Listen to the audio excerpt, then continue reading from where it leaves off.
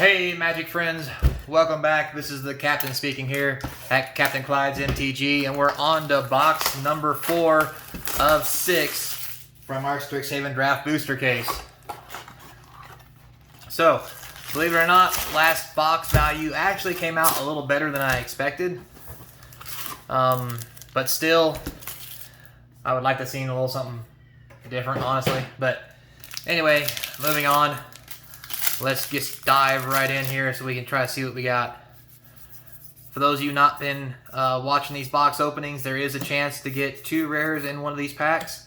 It comes right after the commons, so be on the watch out for that as we blaze through these. So I just want to get through these real quick so I can finish posting this stuff on eBay, on my store online to get some more money for Modern Horizons, which is getting ready to come out. With that said, great segue into the description area of the video where there is a link to my eBay store. On the eBay store, you can find all these cards.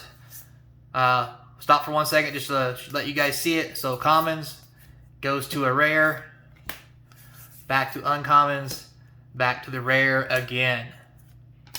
So there's an example there. Anyway, in the description, there's a link to the eBay page for my store, where all these cards will be up for sale on a first come, first served basis. Feel free to go check it out, help support the channel. I really would appreciate it. So there's our first mythic. We have of Rowan and Will. Very nice. It's even full art. I believe that's the second full art card that we've had out of all the boxes. We'll have to check to make sure. We'll see at the end when we do the EV for the draft boosters. Yeah, so like I was saying before, check out the eBay store. Really do appreciate it. Nice foil. Also, with that said, in the description, you'll find a link to the email address for my store. Feel free to drop me a line. Let me know about anything you want to talk about. If you have any questions. Mythic number 2. Very nice. Lorehold Dragon. Oh, Mythic number 3. We got a Demonic Tutor. Yeah, baby. This box value is gonna be high. So in the email, feel free to drop me a line. Let me know how you're doing. If you just want to chat, that's fine too. I'll get back to you whenever I get a chance. A couple $dollars for a Prismari. It's not too shabby. But also too, let me know what kind of videos you'd like to see, topics you'd like me to cover. If you have any questions about product or anything, and maybe I can hook you up with something I don't have posted on the store, or maybe I can find it for you. You know, I even got some boxes I got stored away for a rainy day I might be willing to part with if anybody's really interested. And I'll bring a list of those out when I'm really looking to get rid of them. Also, with that said, in the comment section below, tell me what you think about the draft booster boxes. Well, if you have any questions or concerns, feel free to list them down there. I look through all of them and I answer them as soon as I post them. I try to get to them at least within a day or two. With all that said, let's move on to some Magic news while we're opening these. So here lately they're coming out talking about how a lot of the local vendors, and when I say local vendors I mean things like Walmart, places like that, are actually pulling Magic and other CCG cards, Pokemon, you name it, from the shelves due to customers doing inappropriate things. And that's everything from the customers buying them, taking them home, resealing them, taking them back. The customers actually stealing, just plain blatant, just stealing them on site. I've even heard mention of, you know, some people, as soon as they find out the stuff's going to be stocked, like they wait and they run through the store like crazy people and like fight over the product once it hits the shelves. Which to me, I don't really understand. I think it's kind of silly when you could just buy stuff on Amazon or from a local distributor. And you won't have that kind of issue. You don't have to worry about all that, especially if you just pre-order. So I don't really know what's going on out there with all that. That seems kind of silly to me. Unless maybe there's these local areas that don't have an LGS to go to, or a way to actually order things online for whatever reason. That's all I can think about, or think of as far as that situation goes. But it seems really weird to me that that's the direction that we've headed with as much online buying and all that stuff. But like I mentioned, I can see somebody who doesn't have a local LGS or a way to actually buy these cards maybe doing something like that in a local area because all they have is a Walmart. That's going to be one of the big things that's really going to drive some issues moving forward in Magic, is the decline or downfall of the local LGS, and with people who don't have the ability to do things like online buying. Now, I'm not saying people can't do it, but some people just are not, let's just say, as responsible with credit cards and so forth of the many forms, so that they can actually order things online, which can prove to be a problem for them. So without having that local LGS where they can actually buy things in cash, it tends to really handicap their ability to get something that they actually want, like Magic the Gathering, Pokemon, what have you. It could become a serious issue.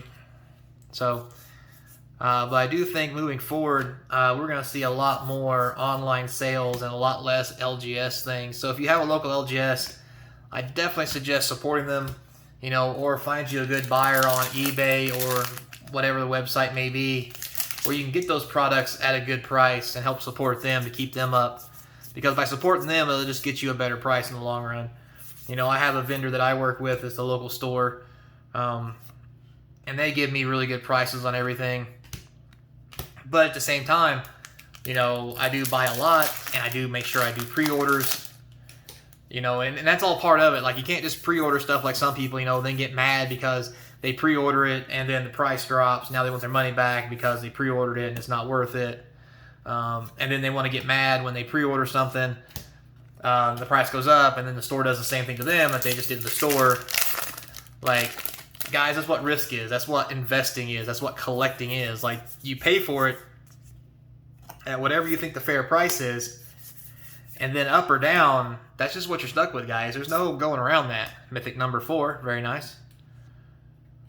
And I think that's a problem that people have right now, is they expect that no matter what they invest in or how much they spend on something, that it's going to be worth that much or more regardless.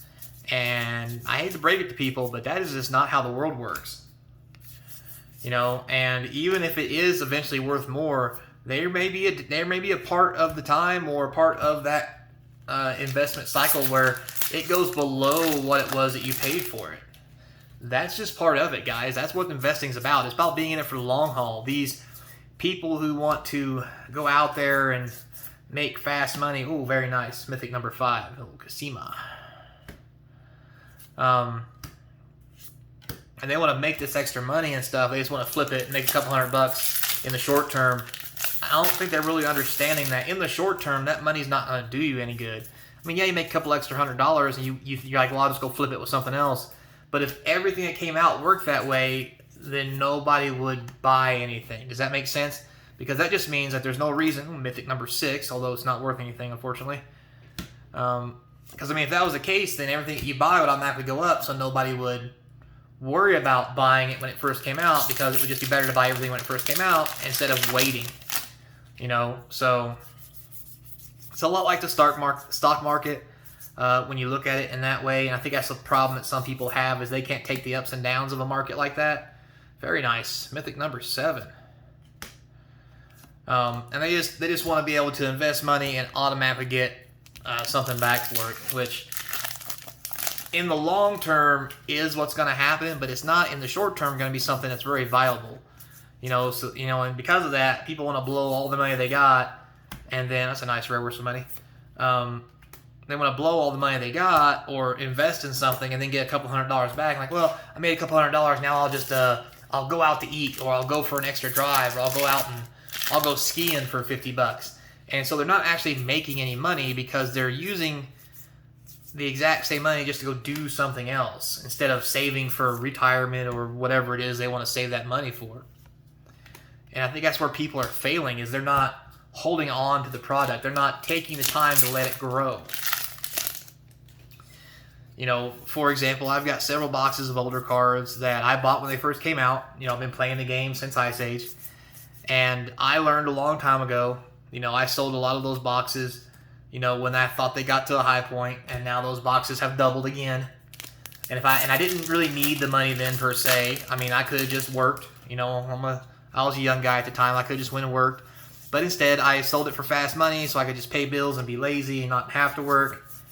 And what I learned was doing that's fine and all, but at the end of the day, when you're done working and you actually do get old, that's when you really need that money. You kind of need that investment, right? And I don't think that's what people really understand, is that's the true nature or reason for that kind of investment, is so you can get those kind of, I don't know what you want to call them, kickbacks or whatever later in life, right? So I've learned from my mistakes, and I've learned that selling my collections or my collectibles is not the right thing to do when I can just go out and work and really accomplish the same thing, and then watch that kind of collection grow in value so that later in life I can easily sell it for 2 to 3 or even 4 times what it was when I thought about selling it the first time, and be able to retire early and things like that. So just food for thought, guys. Ooh, that's a nice Prismari full art dragon.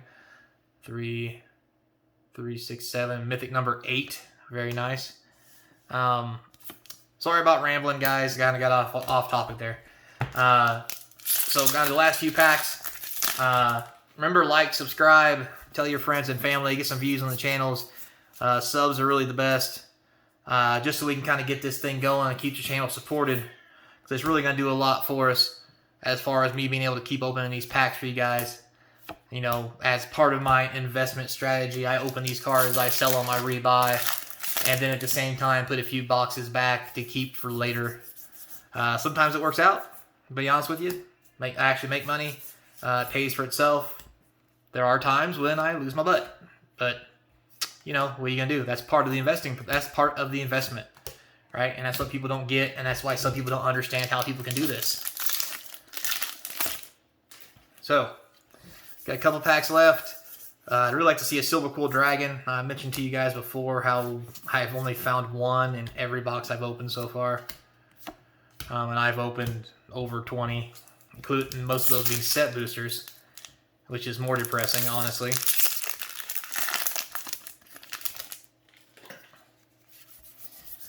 Because I really don't have to open, you know, almost 30 boxes and still have to go buy cards online because I didn't get enough of them. That just seems ridiculous to me.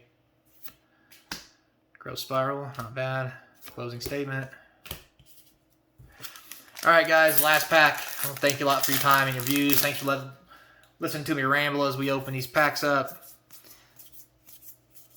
So let's hope for a little spice here in the close. And, it's just a rare. And Agonizing Remorse. Well, still not too bad. We got 8 mythics.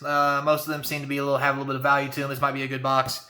So, with all that said, guys, thanks a lot. Remember, get down to your local LGS, support your local's game store or vendor or whoever it is you buy from so that they can stay in business and keep you supplied. And with Walmart and them guys getting out of the business, that's definitely something you're going to have to look into. So, as we move forward, guys, once again, thanks for watching, and this is your captain speaking. So until next time, remember, be kind, and I'll see you in the next video.